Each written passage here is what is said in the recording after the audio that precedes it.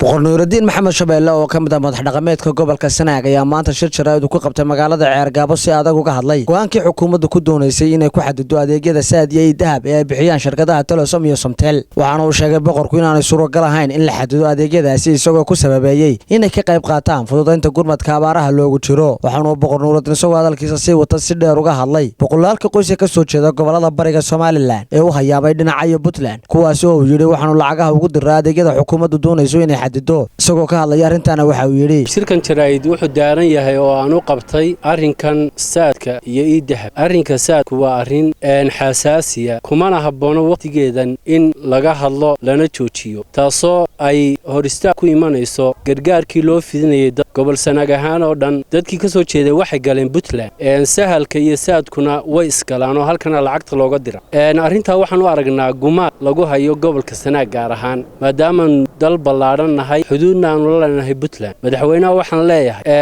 madaxweynihii Puntland Cabdiweli shalay waa la daawanayo sahal buu dadkiisii ugu dirayay islaamihii iyo dadkii masaakiinta ah madaxweynaha halkaad ku dayan lahayd asaaga inaad maanta soo jeediso oo aad tiraahdo saad baan xidhaya waxaan u aragnaa arin kicina waxaan u aragnaa arin dhaqaale burbura waxaan u aragnaa arin aan loo dul qaadan karin aayaheeda iyo waxay ku dambeynaysan kulleeyde masiirkeeda waa la ogaan doonaa waxay ku dambayso laakiin arintaasi arin aan marnaba aqbalayno maaha arin aad iyo aad u khaldan weeye arin aan aqli fayow iyo maskax wanaagsan lagu eegin baan u arag arintan mudaharaadka ah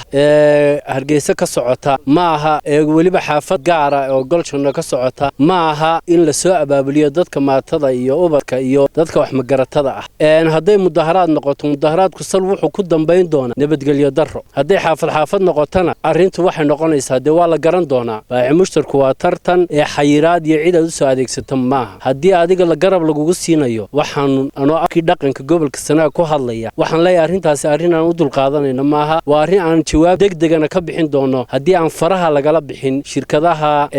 dadka abaaraha u adeega shalay ugu dambeysay 350 booyadood ayay shirkadda Telesom ugu deeqday degmada Ceergaabo oo kaliya gobolkana intay ugu deeqday tirkoobkeedii waa la hayaa war xayiraadda abaaraha ka daaya dadkan aqli kale u keenay laakiin wixii loogu adeegaya abaaraha baan joojinaya suuragal ma